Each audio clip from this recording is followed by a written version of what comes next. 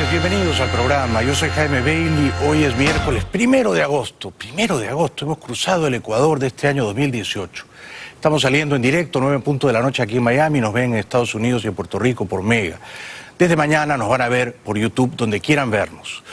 Hoy tenemos un programa extraordinario. Ha venido un invitado de lujo. Nos acompaña esta noche un político peruano particularmente honesto y valeroso e inteligente, un gran demócrata, Víctor Andrés García Belaúnde, que ha sido diputado, ha sido congresista y ha servido siempre al Perú de un modo admirable, limpio, ¿no? Un político infrecuente en estos tiempos acanallados. Víctor Andrés García Belaúnde, que conoció a Fidel Castro, conoció a Chávez, nieto de un prominente intelectual peruano, Víctor Andrés Belaúnde, sobrino del 2 veces presidente Fernando Belaúnde, que fue un gran presidente y un gran demócrata. No se pierdan el testimonio del congresista peruano Víctor Andrés García Belaúnde. Bueno, el programa de hoy va dedicado con mucho cariño a Miguel y Victoria, que han venido desde Cali. Gracias por estar aquí. Y quédense un tiempito, no vuelvan tan rápido. Y va dedicado también con muchísimo cariño a Lucila Velarde, que es una dama encantadora, ¿no? Que la verdad que embellece, ilumina el plató esta noche con su presencia. Bueno, vamos a recorrer juntos la actualidad. Todavía hay cierto estupor en México porque no murió un solo pasajero del avión de Aeroméxico que cayó despegando del aeropuerto de Durango rumbo al DF. Eran 97 pasajeros y 4 tripulantes. Todos han sobrevivido, solo el piloto ha tenido que ser operado, más o menos serio, operado de la columna, y una niña sufrió quemaduras más o menos serias. Pero el resultado ha sido casi milagroso porque no se ha perdido una sola vida humana. Todos los ocupantes del avión que sufrió el martes una violenta caída en México sobrevivieron. A bordo iban 99 pasajeros y 4 tripulantes. En medio de una tormenta, la aeronave tuvo un despegue fallido desde el aeropuerto de Durango al norte del país. Golpeamos el suelo. Entonces, cuando golpeamos el suelo, comenzó el fuego. El motor explotó y el avión salió de la pista. El avión de Aeroméxico se accidentó tras despegar del aeropuerto de Durango con destino a Ciudad de México. Según la aerolínea, tras levantar el vuelo, el avión Embraer 190 fue afectado por una ráfaga de viento, que le hizo descender bruscamente y tocar tierra con el ala izquierda. Se desprendieron los 2 motores y la aeronave salió de la pista unos 300 metros en un terreno de maleza. En total, 97 personas fueron atendidas por lesiones, pero la inmensa mayoría por heridas superficiales. Los más afectados fueron el piloto, que debió ser operado de la columna, y una niña con quemaduras en el 25% de su cuerpo. Pero una ráfaga de viento, por poderosa que sea, puede derribar un avión. Quizá el avión estaba viejo ya, ¿no? Era un cacharro. El piloto reaccionó con una gran pericia, evitó una tragedia. Habla uno de los sobrevivientes y el gobernador de Durango. No siempre nos dicen la verdad, ¿eh? A veces le echan la culpa al viento y el avión estaba sobrecargado. Llevaba más pasajeros, más bultos, más maletas de las permitidas, ¿no? O sea, no siempre nos dicen la verdad. Pero claro, uno culpa al viento y el viento no te va a desmentir, ¿no? Pero si había sobrepeso, quizá eso conspiró contra el vuelo. En estos tiempos, cualquier individuo que tiene un teléfono móvil encendido y un cierto aplomo para grabar, aún durante el accidente, se convierte en un reportero. Y esto fue lo que ocurrió en ese vuelo de Aeroméxico despegando de Durango. Alguien lo grabó todo.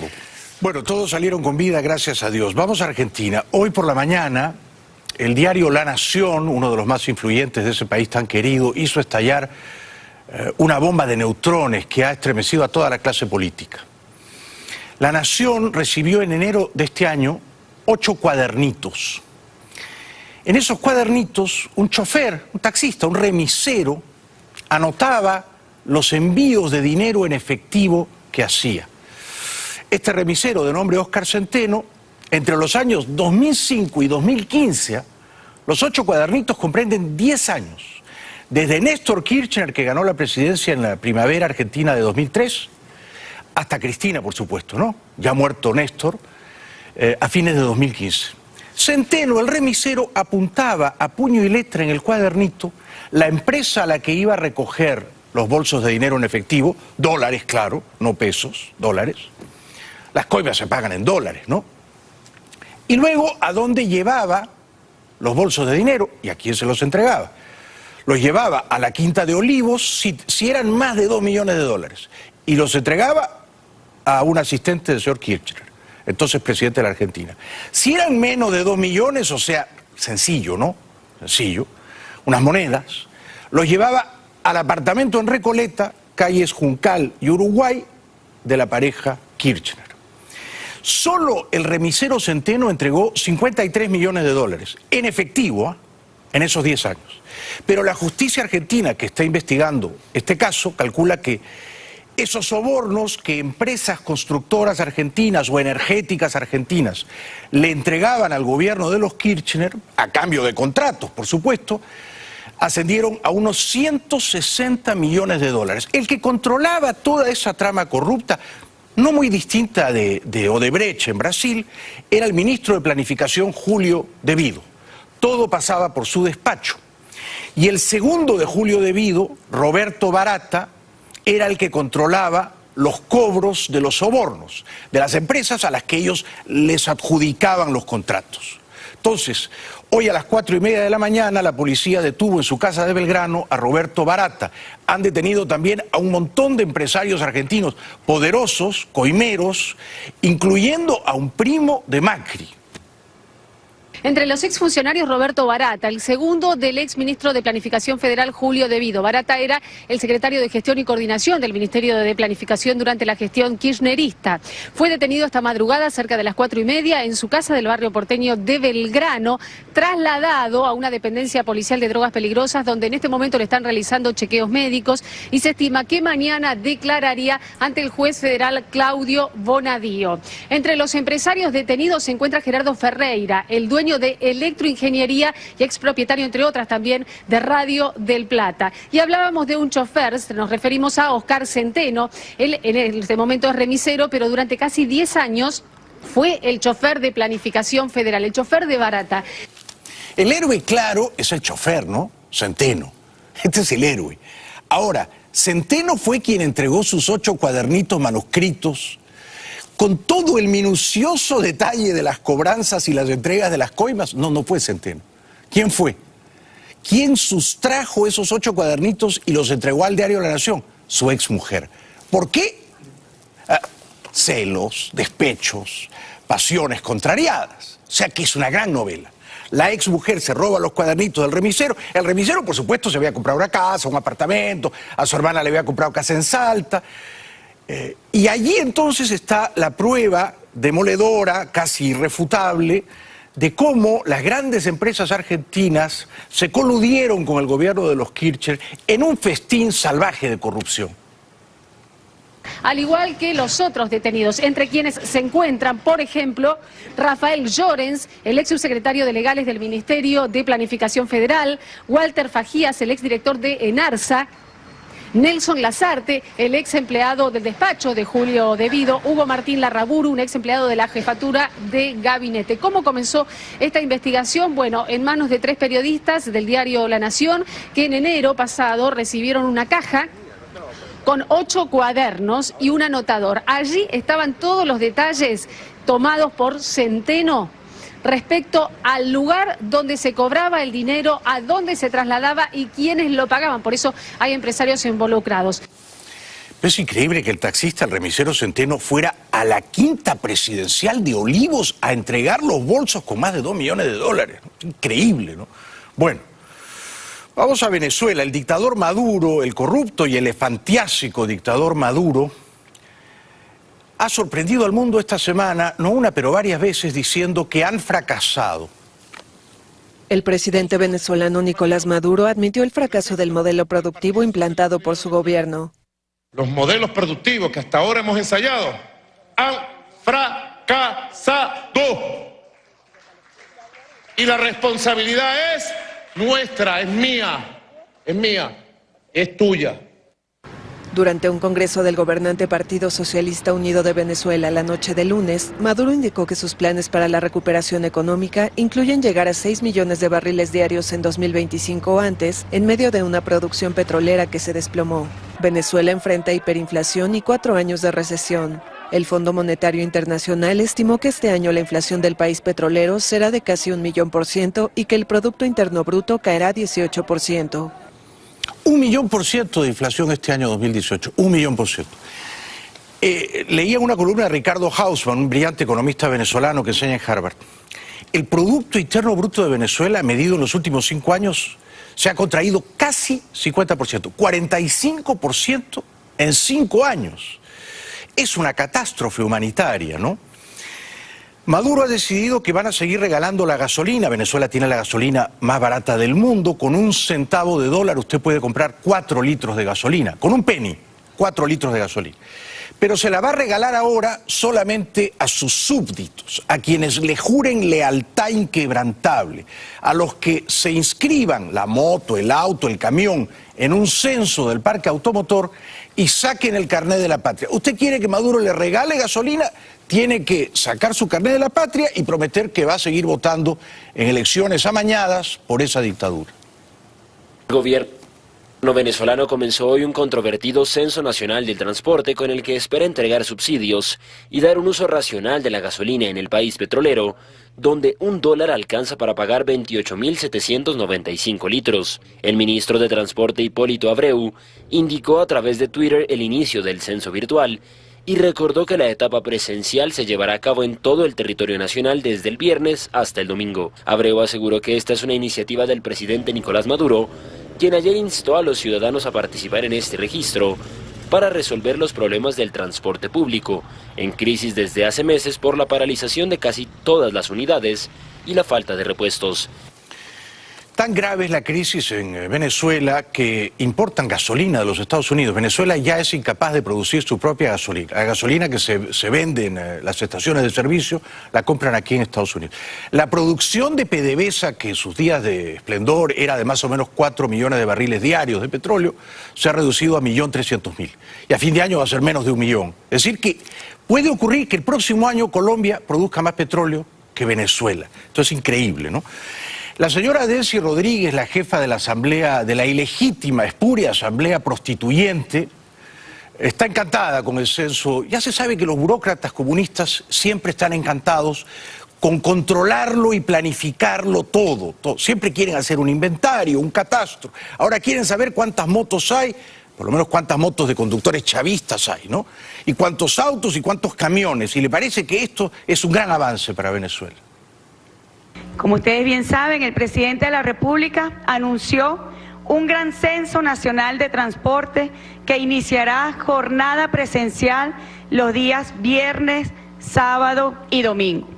Hoy a las 6 de la mañana inició en línea el registro de los datos en el sistema patria.org.be y podemos decir que a la hora se están realizando 248 registros por minuto.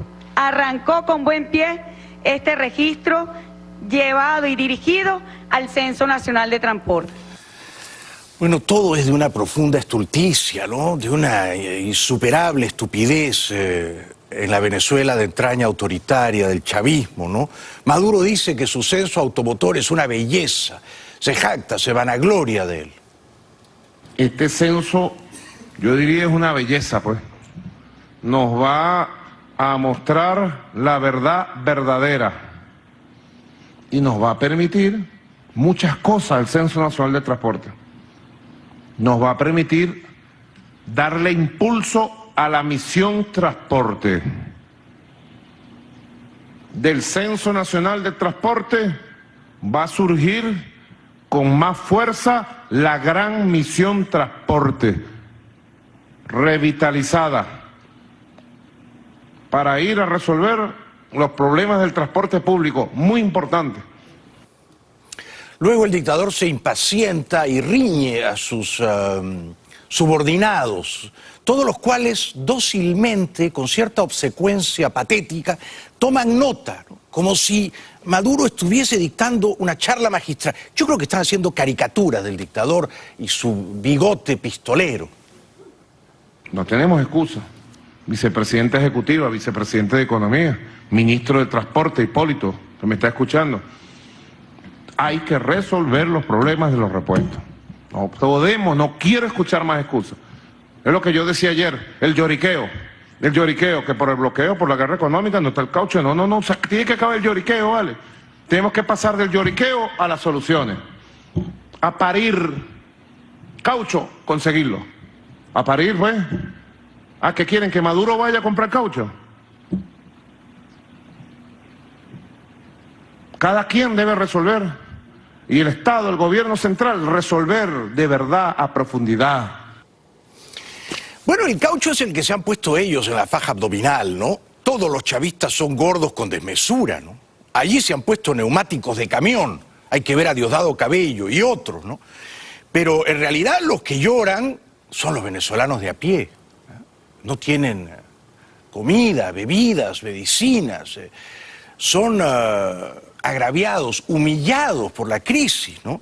En las calles la gente no le cree al dictador y no se calla tampoco, porque antes me parece que no traspasaban la barrera del miedo. Había una cámara, un micrófono, la gente se replegaba. Ya no. Bueno, tenemos que ir brevemente a la publicidad. Luego voy a conversar con un brillantísimo político peruano, Víctor Andrés García Belaúnde, congresista. Me parece que congresista hace por lo menos 12 años, desde 2006. Y antes fue en los 80 diputado, un líder histórico de Acción Popular, el partido de don Fernando Belaúnde, 2 veces presidente del Perú. También todo lo último de Colombia. Iván Duque va a jurar como presidente el 7 de agosto. Estamos a pocos días, ¿no? Hoy estamos a 1 de agosto. En 6 días se va Santos. Enhorabuena. Y jura como presidente el uribista Iván Duque. Regresa. Bueno, estamos saliendo en vivo y en directo. Son las 9:25 de la noche aquí en Miami. En un ratito me voy a dar el gran gusto de conversar con un admirable político peruano, congresista, Víctor Andrés García Belaúnde. No se lo pierdan, Vamos a hablar de Perú, pero también de Venezuela y de Colombia y de Cuba. Él conoció a Fidel Castro en el año 82, conoció al extinto dictador Chávez, proviene de una familia de ilustres políticos, ¿no? De grandes demócratas, de peruanos ejemplares. Bueno, Maduro, el dictador, a mí me llegan rumores persistentes de que Maduro no va a llegar a fin de año, ¿no? Y es probable que lo saque su propia gente, que está harta de él, ¿no? Asqueada de su incompetencia y de su corrupción. Maduro dice que siente vivo el espíritu de Chávez, que el espíritu de Chávez anida, subrayo ese verbo porque él cree que Chávez es un pajarito, ¿no? Anida en él. Sé que cuento con ustedes para el trabajo, para impulsar el proyecto, que es el proyecto de nuestro comandante, ¿sí? Es seguir su trabajo. Yo me siento todos los días que estoy siguiendo el trabajo que le tocaba hacer a él, que él me dejó. Y que vamos por la ruta de él. La ruta de Chávez la estamos siguiendo nosotros, la estamos construyendo nosotros. Porque la ruta de Chávez se construye con amor, con desprendimiento, con buena voluntad, con disciplina, con mucho trabajo. Esa es la ruta de Chávez. Y todos nosotros somos Chávez. Todas ustedes, camaradas, son Chávez. Así somos. Yo me siento así todos los días. Ahora, es verdad que siguen la ruta de Chávez, ¿no? Es verdad. O sea, no han corregido, no han escarmentado. Siguen robando y siguen saqueando PDVSA y siguen absolutamente impermeables a la razón, ¿no? Y luego esa mesa enorme y burocrática, llena de gentes grises, ¿no? Todos tomando nota. Es terrible, es terrible. Maduro dice también que, bueno, cada vez que se corta la luz, y esto ocurre casi todos los días en Venezuela, el lunes ocurrió cuando Cabello estaba pronunciando un discurso, ellos, cuando se va la luz, por supuesto, como saben que son criminales, que han practicado el terrorismo de Estado, ellos creen que alguien los va a apresar, ojalá fuera, ¿no? Entonces se asustan, y luego, paranoicos, al fin ven un sabotaje, un boicot. Así somos, yo me siento así todos los días, muy motivado, inclusive cuando enfrentamos sabotaje diario, eso me da más fuerza. Hoy sabotearon el sistema eléctrico de Caracas y la respuesta del pueblo de Caracas fue moral, apoyo, comprensión. No pudieron, ya al mediodía teníamos restituido, a pesar de que era difícil saber dónde fue el corte. Estamos detrás de las pistas y es cuestión de horas que capturemos a los responsables materiales y no se sorprendan de los responsables políticos e intelectuales de estas maldades que le hacen al pueblo. No, tendría que capturar a la mesa entera que está con él, ¿no? Ellos son los responsables, materiales, intelectuales, de la quiebra moral, de la catástrofe humanitaria de Venezuela. Terrible, terrible. De nuevo, en las calles la gente no le cree nada. En Nicaragua, otro país gobernado por una satrapía bananera, Daniel Ortega, que es un verdadero crápula, fue dictador en los 80s, 11 años. Por lo visto fueron insuficientes, ¿no? Lleva otros 11 años desde 2007 viciando el aire democrático de ese país, copando las instituciones.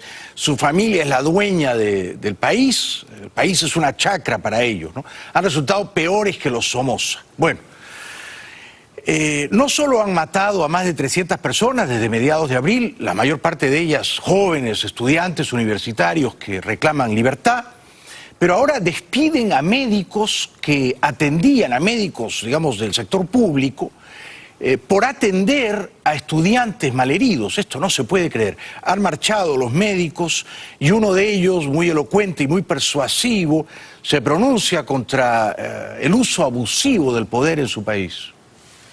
Centenares de médicos marcharon en Nicaragua para pedirle al gobierno de Ortega que pare los despidos del personal de salud de hospitales públicos tras haber atendido a heridos en el marco de las protestas que tienen lugar desde abril pasado.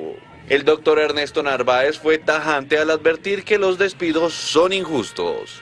Estoy aquí por los médicos que han despedido injustamente, porque los médicos no somos trabajadores de un gobierno, somos trabajadores del Estado y quien nos paga es el Estado. Han despedido a compañeros míos de León y de varios departamentos de manera injusta, ¿verdad? El médico es un apóstol de la salud, no tiene bandera. Tanta razón lleva este doctor, ¿no? La tragedia de estos países chavistas, Nicaragua, Venezuela, Bolivia, Ecuador un poco se ha emancipado de ese yugo, ¿no? Es que los más estúpidos y los más ladrones son los que ocupan el poder. El poder debe estar ocupado por las mentes más brillantes, por los espíritus más nobles, por personas de éxito. No ocurre en estos países, ¿no? Cualquier ciudadano elegido al azar supera en coeficiente intelectual al dictador de Marras, ¿no? Atenúa, amortigua un poco el rigor de la crisis en Nicaragua la fe religiosa de su gente. En medio de la crisis sociopolítica más sangrienta desde la década de 1980, Nicaragua dio inicio en Managua a sus fiestas populares con una multitudinaria procesión de la imagen del venerado Santo Domingo de Guzmán en medio de rezos y bailes de pagadores de promesas. La imagen de este santo, que mide 18 centímetros y está protegida por una urna de vidrio, abandonó este miércoles a las 6 horas local su santuario habitual en Las Sierritas, al sur de Managua, y en la tarde será depositada en un templo en el antiguo centro de la capital, donde permanecerá hasta el próximo 10 de agosto. Es un santo diminuto. Nunca había visto un santo de 18 centímetros, un santo en miniatura, como no quererlo. Bueno, para ir terminando, porque viene Víctor Andrés García Belaúnde, político peruano. Bueno, el presidente colombiano Santos, yo no lo quiero a Santos. Yo le he dado guerra a Santos los 8 años de su gobierno. Lo considero un felón, un panqueque, un chaquetero. Me parece que no debió negociar el futuro de su país en La Habana con unos terroristas que deberían ir a la cárcel y no al Congreso. Y la sociedad colombiana ha reprobado las concesiones desmesuradas que hizo Santos a esos terroristas, ¿no? Los propios terroristas han demostrado, por otra parte, jubilados ya, que no están muy arrepentidos. Algunos de ellos han seguido comerciando ilegalmente con drogas, otros no han querido posesionarse en el Senado o en la Cámara. O sea que me parece a mí que Santos ha cometido un error histórico, ¿no? Pero mi opinión, por supuesto, es trivial, es anecdótica. Lo interesante es que Santos, envanecido siempre, miente. Desfigura la verdad, la tuerce, la envilece, porque dice que deja un país en paz. Y esto, en rigor, no es verdad. Las FARC no se han rendido, hay 4 brazos armados irregulares de las FARC que, sobre todo en la frontera con Ecuador, siguen secuestrando y matando. Que estamos entregando, y lo dicen todos los organismos internacionales, es una paz muy completa, muy profunda. El acuerdo con las FARC no tiene precedentes en ningún otro país del mundo. Bueno, dígale esto a los familiares de los 3 periodistas del diario El Comercio de Quito que fueron secuestrados y asesinados por la banda de las FARC, comandadas por alias Guacho, ¿no? O a Vanessa y Oscar, que también ecuatorianos, ellos, ciudadanos, turistas, fueron secuestrados por Guacho y los mataron. Dígales que ya no existen las FARC a ellos, a los familiares de esas víctimas, ¿no? Por otra parte, es verdad, no tiene precedente. Yo nunca he visto que un gobierno democrático capitule así ante una banda terrorista. Yo no puedo imaginar que la ETA tenga, por ejemplo, 10 escaños en el Congreso de España. No lo puedo imaginar. No podría haber imaginado en el Perú en los 90 que Sendero Luminoso fuera al Congreso, a cambio de la paz. Bueno, la paz duradera, la paz justa, no puede construirse sobre la base de la impunidad. Los asesinos, los criminales, los terroristas de décadas tienen que pagar por sus crímenes. Pero Santos, para ganar el Nobel, se ha permitido, por supuesto, hacer algunas concesiones graciosas que luego el país le ha reprobado. Santos proviene de una familia ilustre de políticos. Su tío abuelo Eduardo fue presidente, ahora se retira. No sabemos si se va a jubilar del todo o si va a ser un político activo como Álvaro Uribe. Yo soy uribista. He sido uribista desde 2002, sigo siendo uribista, creo que Iván Duque va a ser un presidente mucho mejor que Santos. Me alegro de que Álvaro Uribe haya reconsiderado su decisión de renunciar al Senado. Aparentemente quiere reincorporarse y así se lo pide al presidente del Cuerpo Legislativo, Ernesto Macías. El exmandatario de Colombia, Álvaro Uribe, pidió el miércoles al Senado abstenerse de votar su renuncia. A través de Twitter, Uribe solicitó a su copartidario y jefe del Senado, Ernesto Macías, que retenga sin considerar su carta de dimisión. No aclaró si de manera temporal o definitiva. El popular expresidente de derecha sugirió que seguirá en el Senado para que la Corte Suprema mantenga la competencia de investigarlo por los presuntos delitos de soborno y fraude procesal. En días pasados, el influyente jefe del partido del presidente electo había anunciado su salida del Congreso por una investigación penal que lo involucra. Uribe es acusado de haber manipulado testigos en un caso que presentó contra el congresista Iván Cepeda. La ley sanciona hasta con 8 años de prisión los delitos por los que será indagado. Es el político más poderoso de Colombia porque fue un gran presidente. El pueblo lo quiere, la izquierda no lo quiere, la prensa no lo quiere, pero el pueblo sí. 10 millones y pico de personas votaron por Iván Duque a mediados de junio. Bueno, publicidad y luego voy a tener el gran gusto de conversar con un político peruano que es muy honesto, muy valiente y muy inteligente. Estos son 3 adjetivos que muy difícilmente calzan en cualquier político peruano. Pero él es una honrosa excepción. Víctor Andrés García Belaúnde. Regresamos después de la pausa.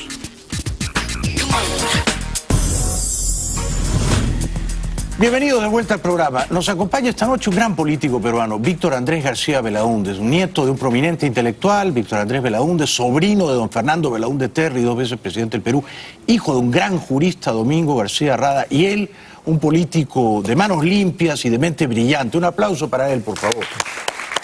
Bienvenido. Muchas gracias. Ha aplaudido tu esposa Lucila.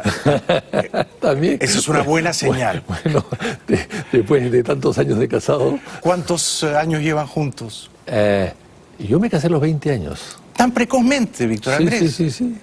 Claro. Y ella no me di cuenta si iba a hacer mi primera comunión o iba al matrimonio. No, me casé muy bien. Fue una sabia decisión. Una sabia decisión. Y ella en ese momento tenía 4 años más que yo. En ese momento, ahora no. Lo aclaro, pero está muy bien. ¿Y en ese momento tú ya querías ser un político o ya lo eras en ciernes? Yo en realidad me caso un poco obligado por la política, porque el año 68, con el golpe de Estado de Velasco Alvarado en el Perú, yo salí a las calles a los 18 años a protestar. He visto las fotos. Las fotos épicas. Espectaculares. Y caí prisionero, caí detenido, con 2 costillas fracturadas, el tabique nasal, y como era un gobierno de la Fuerza Armada, me iniciaron un proceso en la vía militar. En el fuero militar, por ataque a la Fuerza Armada. Entonces, ¿tú no tenías 20 años? No, claro, tenía 18 o 19 y en todo caso era menor de edad en ese momento. Exacto. En ese momento era 21 años, o sea, era inimputable. Y mi padre, lógicamente, tendría que responder por mí. Entonces, él hizo una serie de gestiones para que yo me vaya a estudiar fuera. Y por eso es que me caso para irme a estudiar fuera. Porque, con claro, Lucila. Claro, si hubiese ido soltero, de repente mi destino hubiese sido Era otra diferente, historia. ¿no? ¿Te fuiste a España, probablemente? Me fui a España, a estudiar España en la Universidad de Valladolid, con una beca del Instituto de Cultura Hispánico, que ahora se llama Centro de Cooperación Iberoamericana, creo que se llama ahora. Y bueno, y estudié ahí Derecho, ¿no? Ahora, en Valladolid. En octubre del 68, cuando unos conspiradores militares de izquierda en el Perú, comandados por Velasco, capturan el poder, a quien derrocan es a tu tío, don Fernando Belaúnde. Exactamente. Tu tío, ¿verdad? Exactamente, exactamente. Pero claro, salió a protestar mucha gente en las calles, ¿no? Yo me encontré con mucha gente, yo era estudiante, pero todos los estudiantes salieron a protestar. Hubo problemas en la ciudad 1, 2 o 3 días. Hubo inclusive una bala perdida y una persona fallecida. Pero la juventud protestó en ese momento. Lo que pasa es que Velasco hizo algo rápidamente para contentar a la población, bajó el precio de la gasolina. Ah, no recordaba eso. Sí. Con lo cual la gente estuvo encantada con el golpe. Y después tomó a los 3, a los 6 días las instalaciones petroleras de la International Petroleum Company. Sí, cómo no. La de Standard Oil. Entonces tomó una serie de medidas populacheras y con eso, lógicamente, neutralizó a la ciudadanía. ¿Tú ya tenías cercanía con tu tío Fernando, el presidente democrático que fue depuesto por los militares? Sí, yo tenía cercanía por el parentesco, ¿no? Claro, no una cercanía de verlo todos los días, pero sí había estado cuando hice mi primera comunión, en las fiestas principales de mi casa, de mi familia, estaba él siempre presente, ¿no? Yo estuve la semana pasada en Lima presentando una novela en clave de humor, me preguntaron... Una estrella rock parecía. No estoy tan seguro de eso. Parecía uno de esos predicadores religiosos itinerantes, así que... Bueno, me preguntaron cuál ha sido el mejor presidente que ha tenido el Perú desde que yo tengo uso de razón, ¿no? Luego, que yo tenga uso de razón es una cosa debatible, pero yo dije Fernando Belaúnde. ¿Quién dirías tú? Yo creo que sí. Por varios motivos, ¿no? Su primer gobierno fue muy bueno, espectacular, un gobierno de reformas, y hay que recordar que entre los años 60 y 68, 69 que él gobernó, el Perú creció un promedio de casi 6%. ¿Tanto? Así es que esa época era muchísimo, ¿no? Sí. Y se industrializó el país, hubieron 4 ensambladoras de automóviles que se instalaron, se hizo muchas viviendas, mucha obra pública, puertos, aeropuertos, autopistas, hospitales, viviendas. ¿Fue ese su primer gobierno mejor que el segundo?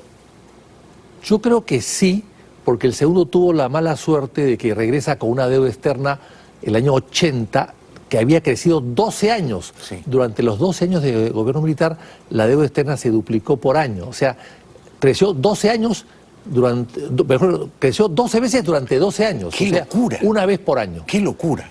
Y con una gran deuda externa vino la crisis de la deuda el año 82 y después apareció Sendero Luminoso la guerrilla, ¿no? Entonces eso, y después hubo la corriente del Niño, el desastre del Niño que el Perú bajó. Lo recuerdo. 13% su PBI. 13%. Menos 13%. Qué locura. O sea, el Perú creció menos 13% del año 82 al año 83. Si en Venezuela, que te he escuchado hace un momento decir que ha decrecido 18%, con Maduro, bueno, esto creció 13% sin Maduro. O sea que en el segundo gobierno tuvo mucho viento en contra, ¿no? Mucho viento, pero aún así se hicieron obras. Se hicieron hidroeléctricas, se hicieron igual, autopistas, viviendas, y todo lo hizo el Estado, sin necesidad de recurrir a Odebrecht. No había Odebrecht en esa época. Exactamente, ¿no? No había Odebrecht. Y Fernando Belaúnde, que en paz descanse, era un hombre de honor, era un caballero que adecentaba la política. ¿Cómo extrañamos a políticos así? Y después, el año 80, cuando Belaúnde regresa con periódicos y televisión confiscadas por el gobierno militar. Las devuelve la primera noche, dijo: no duermo en Palacio si no devuelvo los periódicos, y se los devolvió. Y esos periódicos, además, muchos de ellos eran y siguieron siendo adversarios de él, y lo criticaron. Sin embargo, él devolvió los periódicos y cohabitó sin ningún problema con esas críticas. ¿Qué fue lo más valioso que tu tío Fernando, 2 veces presidente del Perú, te enseñó, Víctor Andrés? Yo creo que de todo, ¿no? Austeridad, tolerancia, verdad. Porque él murió pobre, ¿verdad? Honestidad. Una honestidad. Yo te cuento una anécdota. Llegó el jefe de la Casa Militar, que es el que le pagaba al presidente de la República un mes determinado, y le entregó un cheque. Y él vio el cheque, y el cheque era por $100 aproximadamente. Entonces le dijo, y esto sí, señor presidente, es el saldo que le queda porque hemos tenido que hacer algunos regalos que usted ha hecho a sus familiares que se han casado, a sobrinas que se han casado, y las hemos descontado de acá. Entonces recibió el saldo, que era $100. O sea, él pagaba todo. Increíble. Él no dejaba que nadie le pague nada. Admirable, ¿no? Y por ejemplo, él recibió, yo se lo dije una vez, él recibió de la Mercedes-Benz un vehículo inmensamente grande, 4x4, un modelo que acaba de salir en los años 80, porque el gobierno había comprado una flota inmensa de Mercedes-Benz para carreteras, y le regalaron un automóvil, una 4x4, una especial, y él la usó en el gobierno, y cuando se retira del gobierno, él la deja. Le digo, tío, ¿por qué no te la llevas? Si está a tu número, no. Me la han regalado en mi calidad de presidente y aquí se queda. Es de la presidencia, no es mía. Y la dejó. Un gran señor, y cuando se retira del poder en el año 85, él regresa al mismo apartamento de clase media, austero, monacal, un señor, ¿no? Un hombre que apagaba la luz, la termoeléctrica, para no sobregirarse en los consumos de luz, en la tarifa de luz, ¿no? ¿Alan García fue un buen presidente en su segundo gobierno? Bueno, mejor que el primero, de todas maneras. Bueno, eso no es un gran mérito. Tuvo la ventaja de que creció con él el país muchísimo y bajó la pobreza. La pobreza, Fujimori la dejó en 54% el año 2000 cuando se va. La gente, los fujimoristas hacen alarde de lo que hizo Fujimori, pero dejó el país en una situación muy complicada y con crecimiento cero el año 2000. Y entonces García, cuando deja el poder el año 2011, deja un crecimiento de 7%. Sí, muy elevado. Y la pobreza había bajado en casi un 25% menos. O sea que los números funcionaron. Los números funcionaron, pero no solamente fue en mérito de él, sino también fue mérito de las circunstancias. El contexto internacional, la bonanza china. La China crecía pues 15%, 14%. O sea, cuando China crece 15, el Perú crece 7. Exacto. Cuando China crece 10, el Perú crece 5. Exacto. Ahora, es interesante. El año 2010, tú eres memorioso, eres un historiador. Acá has publicado hace un par de años este libro brillantísimo del que te voy a preguntar luego, El Expediente Prado. Yo te pedí una reunión, tú siempre eres un caballero, un hombre generoso. Nos sentamos a una mesa en un café de San Isidro y yo te dije, yo quiero ser candidato presidencial. Sí, tú me escuchaste, creo que me miraste como, bueno, este tipo está un poco loco. Pero al año siguiente me inhibí, no fui candidato y yo apoyé desde aquí a Keiko Fujimori. En la segunda vuelta entre Keiko Fujimori y Ollanta Humala. ¿Tú por cuál de los dos votaste en la segunda vuelta? Además, te olvidas decir que yo iba a ser tu vicepresidente. Sí. Y éramos una fórmula imbatible. Bueno, hubiese sido por lo menos muy entretenido. No fue el momento, ¿no? Así es, no fue el momento. Yo voté por Humala. Yo no he votado nunca por Keiko. ¿Y no te arrepientes de haber votado por Humala? No, bueno, era la única opción. Eran dos opciones, escoges una, ¿no? ¿Por qué Keiko no era una opción para ti? No, por la mochila que trae, claro, ¿no? Claro. Por la mochila que trae. Era la hija del dictador. Claro, eso no significa pues que tenga que asumir todo el pasivo y activo de su padre, ¿no? Como tampoco en ese libro que yo he escrito, por ejemplo, que tuvo un hijo de los muchos que tuvo presidente 70 años después, tampoco tiene por qué asumir la deserción de su padre, o la traición de su padre, en fin, los hijos no tienen por qué asumir eso, pero siempre he pensado que el contexto y la herencia y la mochila y los antecedentes no eran para que yo vote por ella de ninguna manera, pero voté por Humala. ¿Te defraudó Humala?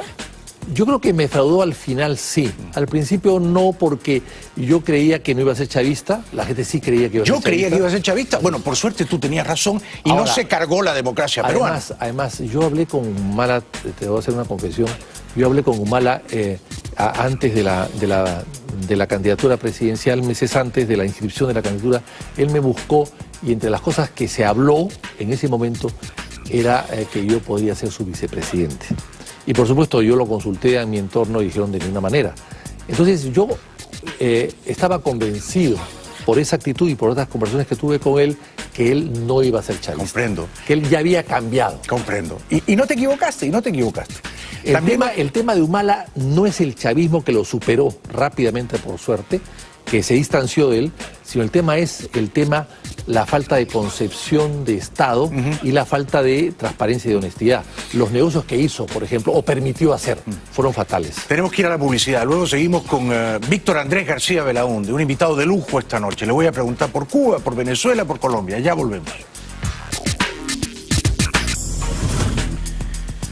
Me encantaría seguir hablando de política peruana con nuestro brillante invitado de esta noche, Víctor Andrés García Belaúnde. Y vamos contigo hasta el final del programa. No llevas prisa, ¿no? No, ninguna.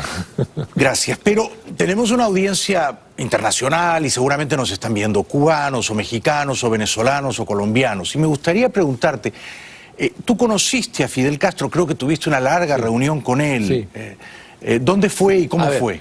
A ver, yo era secretario del Consejo de Ministros el año 81, 82, y recibí una invitación de Osmani Cienfuegos, que era secretario del Consejo de Ministros, mi par, ¿no? Yo era secretario del Consejo de Ministros de Perú, él era secretario del Consejo de Ministros de Cuba, para que visite La Habana. ¿Habías estado antes? Nunca. Entonces insistieron mucho, era un gobierno nuevo, el año 81, hay que recordar que antes del 80 estaba Morales Bermúdez, ahí estaba Velasco, que había sido amigo de Fidel había pasado por Lima. En época de Velasco, Morales Bermúdez se distanció y además le puso una bomba en un barco cubano en el Callao, que produjo un resentimiento, y luego viene pues los Marielitos, etcétera, un poco provocados por el gobierno de Cuba contra Morales Bermúdez. Perdón que te interrumpa. Cuando viajas, ¿ya había ocurrido la toma de la embajada peruana en La Habana? Sí. Ya había ocurrido y todavía había gente allí. Había gente ahí. Y entonces yo viajo con cierto temor. El presidente Belaúnde, le informé por supuesto, y me dijo con cuidado y sin publicidad. La publicidad no la dieron ellos. Cuba sacó una noticia que yo estaba allá, pero yo no dije nada. Y entonces yo fui a hablar con Osmani Cienfuegos. No fui a hablar con Fidel Castro. Y durante una semana me pasearon por las oficinas de la Defensa de la Revolución, Comité de Defensa de la Revolución, me enseñaron todos los progresos y avances en educación, en medicina, en deporte, etcétera. Y me alojaron en una casa de protocolo, una antigua casa seguramente expropiada a los empresarios, a los ricos empresarios que se fueron de Cuba, en una zona privilegiada de la ciudad. Y estando en un Comité de Defensa de la Revolución me sacaron rápidamente, yo pensé que había hecho algo indebido, y me llevaron a través de un carro por toda La Habana hasta el Palacio de la Revolución. Allí, yo había estado antes allí, porque ahí tenía su oficina Osmani Cienfuegos, me meten en un sótano, cuarto piso, abren el ascensor, nadie me dijo nada, y me encuentro con Fidel Castro. Un poco más alto que yo, sumamente corpulento. Y, con su uniforme verde olivo. Y tuvimos una conversación de más de 3 horas. 3 horas con Fidel Castro. 3 horas. ¿De qué hablaron, por ejemplo? Bueno, es un hombre muy enterado, estaba sumamente enterado de lo que pasaba en América Latina y en el Perú, por supuesto. Y hablamos de todo, me preguntó muchas cosas. Por ejemplo, me preguntó cuánto gastan ustedes en salud, cuánto gastan en educación. Yo le decía tanto, y él sacaba su librito, que era su presupuesto, y me decía, nosotros gastamos más. En fin, empezó a hacer un ping-pong donde las cifras que yo le daba eran pobres al lado de él. Pero te hacía muchas preguntas. Muchas preguntas. O sea, era curioso. Muy curioso. Entonces yo cansado de tanta pregunta, le dije, comandante, dígame cuánto es su presupuesto en defensa, en Fuerzas Armadas. ¿Y qué te respondió? ¿Cuánto gasta usted en el exterior? Las tropas cubanas que estaban en el África. Sí, en Angola. En Angola. Entonces me miró y me dijo, no, eso no nos cuesta. Eso no nos cuesta. Bueno, a nosotros sí nos cuesta. Claro, lo pagarían los soviéticos, supongo, no sé, ¿no? A nosotros nos cuesta 20% del presupuesto. Claro. Como diciendo, ahí hay una razón para gastar menos. Sí. Y después, lo que me interesó mucho, entrevista que yo no pedí, es transmitir un mensaje que él también lo transmitió, en el sentido de que qué pasaba con Sendero Luminoso. Dije, oiga, nosotros estamos muy preocupados por el rebrote de Sendero Luminoso entre los terroristas en el Perú. Le hablé de la Cuarta Espada, me dijo, es una tontería eso, y me dijo, yo no apoyo a esa gente. Él no tenía control sobre el grupo terrorista peruano Sendero Luminoso. No. Porque era un grupo maoísta. Yo te aseguro que no tengo nada que ver con esa gente, nosotros no tenemos nada que ver, además son unos desviados, la Cuarta Espada que se han creído, o sea, se burló de muchos de ellos. Pero le dije, es que nosotros pensamos que usted está apoyando, que Cuba está apoyando eso, porque apoyó la guerrilla del 65 Claro. en el Perú. Ah, me dijo, eso es diferente. Esa guerrilla sí la apoyamos. Sí la apoyamos. Es la primera vez que yo he escuchado una cosa igual. Sí la apoyamos. Le dije, ¿pero por qué? Porque ustedes votaron con Estados Unidos para la expulsión de Cuba en la OEA. O sea, él tenía clara la idea de que el aislamiento de Cuba producido a instancias por Estados Unidos en la OEA y la expulsión de la OEA, el Perú era seguramente uno de los artífices, uno de los países que estuvo allí, y entonces, como reacción a eso... Te mando una guerrilla castrista. Te mando una guerrilla. Y la guerrilla de Perú fracasó. Sí, fracasó. No, en Bolivia también fracasó, pero con la muerte del Che. Pero el Che estuvo en el Perú. Y esa guerrilla castrista que Fidel Castro, digamos, que Fidel Castro inspiró, porque esa guerrilla glorificaba a Fidel, se levantó en armas en el primer gobierno de tu tío Fernando. Exactamente. Así fue. Claro, que fue parte del la suerte... O sea, la guerrilla del 65 es diferente al terrorismo de los años 80 porque la guerrilla del 65 daba la cara. Exacto. Vestían uniformes, Sí. tenían mando, o sea, tomaban cuerpos, o sea, tenían nombres propios. Claro. O sea, era una guerrilla. Sí. Era un ejército de liberación. Sí. Y por tanto el ejército peruano los arrasó. Sí. En cambio, lo que pasó el año 80 es diferente con el Guzmán. Eran anónimos, se escondían, no daban la cara, tomaban rehenes, asaltaban, quemaban y huían. Y se llevaban a sus muertos. O sea, nunca, o fue mucho más difícil combatirlos. Antes de preguntarte por Chávez, cómo lo conociste y cuál es tu visión de la Venezuela actual, ¿qué fue lo que más te impresionó de Fidel Castro? Era un hombre inteligente, evidentemente, muy culto. Yo en las 3 horas, tuve necesidad de ir al baño. Entonces le dije, Guate, présteme su baño. Lo cual me era muy incómodo para mí, ¿no? Por allá, chico, por allá. Entonces me paro y abro la puerta y atrás me encuentro a 2 personas que se levantan con una ametralladora apuntando. No, le dije, estoy yendo al baño nada más. No se preocupe, estoy yendo al baño. Entonces, por aquí está. Entonces entré al baño, pero en el camino encontré un Telex. 2 aparatos de Telex de esa época. Chac, chac, entraban todo el tiempo noticias. O sea, en su propia oficina él tenía, que era su oficina de departamento, porque yo encontré por ahí cosas personales. O sea, él vivía ahí, evidentemente, en el 4º piso del Palacio de la Revolución, en una de las tantas viviendas que tenía. Entonces fui al baño y regresé. Entonces, y luego, cuando me despido de él, y lo abrazo y lo encuentro casi como si tuviese un chaleco antibalas debajo del overol, ¿no? Entonces, me llamó la atención la seguridad, mucha seguridad, el temor a cualquier atentado. Me pareció inteligente, bueno, muy culto, conocía todo, me preguntó y me contó detalles del Perú que me sorprendió escucharlos. El manejo de su país total, un país controlado por él, totalmente controlado por él. ¿Te hizo sentir que eran amigos? ¿Sucumbiste a su hechizo perverso? Yo creo que sí, es un hombre que era atractivo, evidentemente. Es un hombre que era atractivo, que era carismático. Sí. Pero claro, al final te percutes y dices, no. Era un dictador. Es un dictador malvado. Es un dictador sanguinario, ¿no? Pero eran las dos cosas. Eran las dos cosas. En privado era carismático. Un gran actor. Un gran actor. Nos conminan a ir a la publicidad. Tú que has dado centenares de entrevistas, tienes que ser solidario conmigo. Después de la pausa vamos a hablar de Venezuela con Víctor Andrés García Belaúnde, un gran político peruano. Ya volvemos.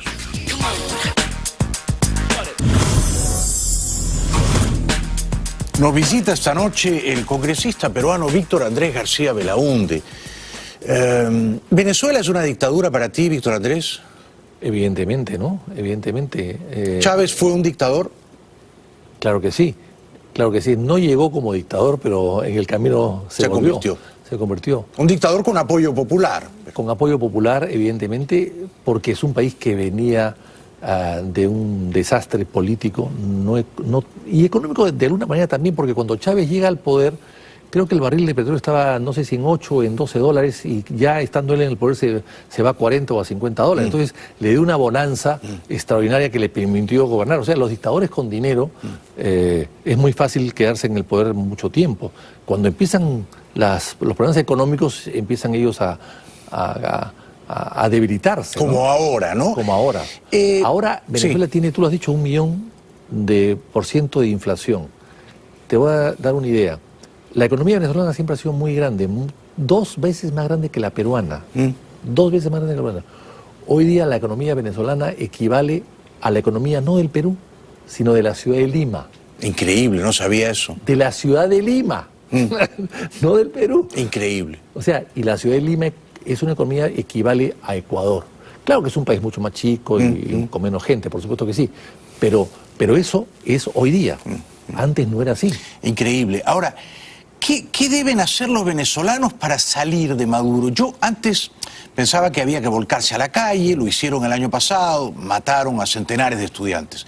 Luego yo pensaba que Trump tenía que comprarse el problema y hacer lo que hizo Bush papá en Panamá, ¿no? Es una narcodictadura, entramos y limpiamos ese país. No va a ocurrir, Trump no va a entrar. Entonces, me parece que los propios venezolanos van a tener que encontrar la manera de liberarse de Maduro.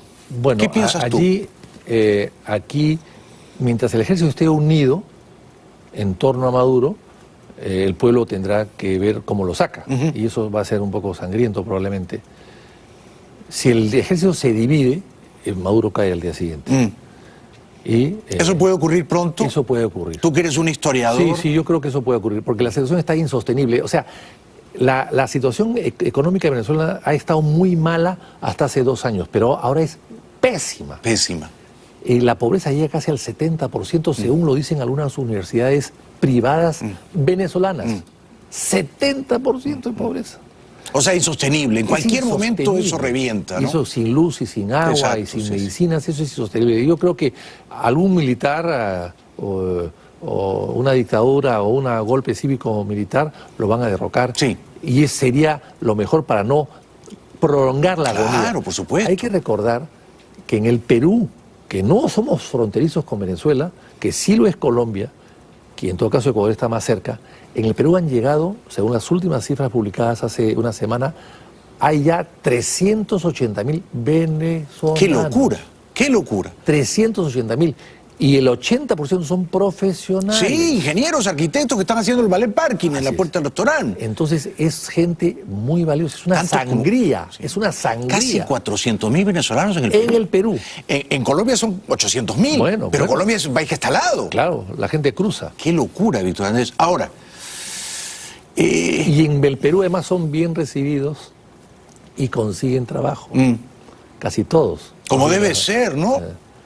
Sí, son refugiados. Son ¿no? refugiados. Refugiados, huyen de una gente dictadura. de calidad, de mucha calidad. Claro. Ahora, eso es una sangría que el país, que Venezuela no puede aceptarla o no puede aguantarla. Claro, por un lado, le baja la presión social, la gente se va, lo que pasó con Cuba también con Fidel Castro, se fueron, 1/3 de la población se fue de Cuba y eso hizo que lo poco que había se reparta mejor.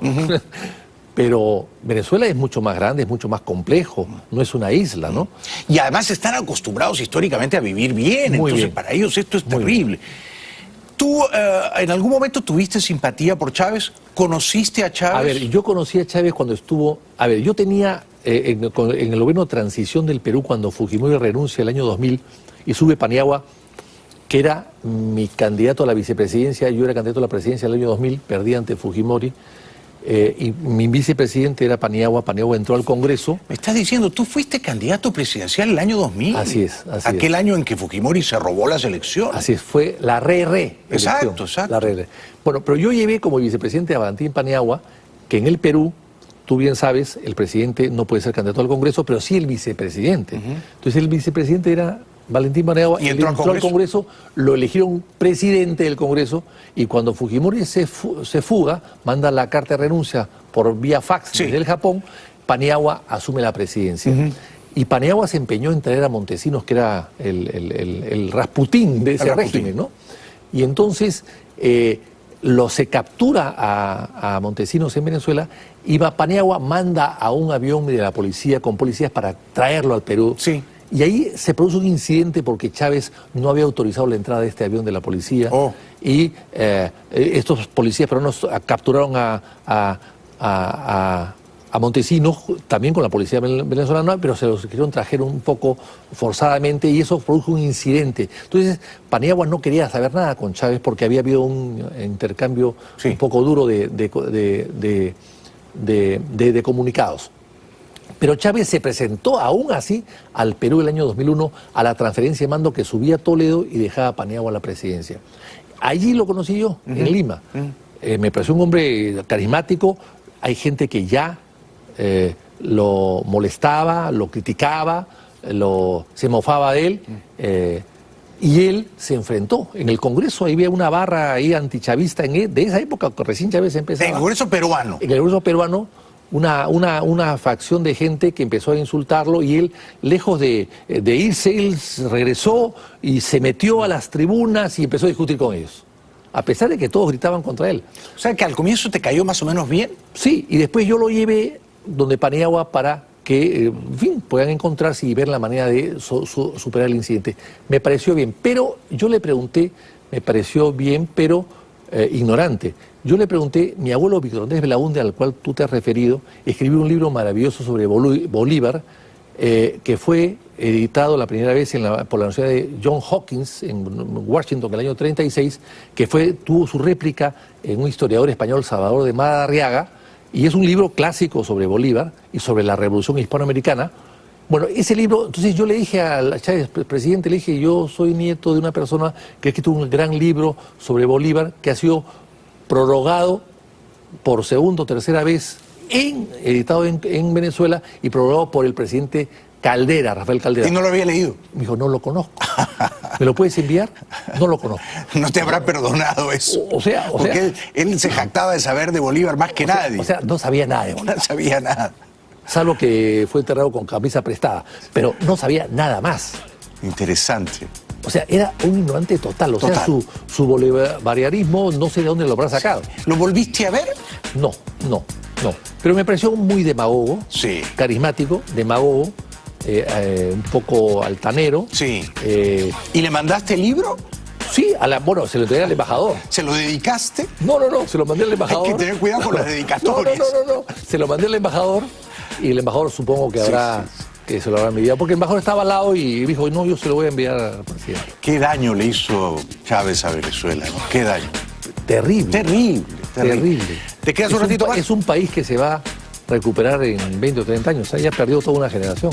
Va a tomar 1 o 2 generaciones recuperarse de esta tragedia. Regresamos con Víctor Andrés García Belaúnde, un gran político peruano, testigo de excepción de su tiempo. Y además un curioso investigador histórico. Ya volvemos.